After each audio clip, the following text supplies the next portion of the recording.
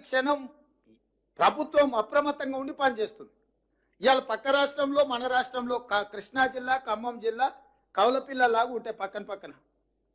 ఒకే రకమైన వర్షము, ఒకే రకమైన పరిస్థితులు ఉంటే అవతలెంత జరిగింది నష్టం, యువతలెంత జరిగిందో ఒక అంచనా వేయండి. ఈ ప్రభుత్వం అప్రమత్తంగా ఉందో లేదో. అవతల నష్టం జరగడం కూడా బాధాకరం.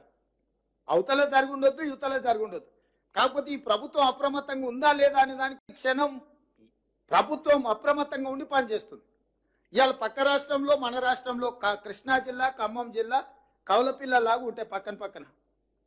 ఒకే రకమైన వర్షము, ఒకే రకమైన పరిస్థితులు ఉంటే అవతలెంత జరిగింది నష్టం, యువతలెంత జరిగిందో ఒక అంచనా వేయండి.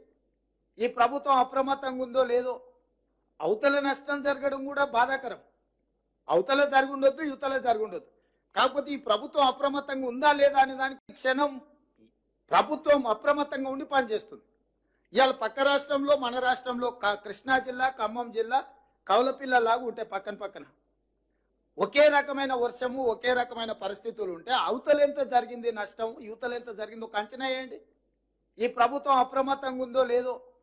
అవతల నష్టం జరగడం కూడా బాధాకరం. అవతల జరుగుండొద్దు, యువతల జరుగుండొద్దు. కాకపోతే ఈ ప్రభుత్వం అప్రమత్తంగా ఉందా లేదా అనే దానికి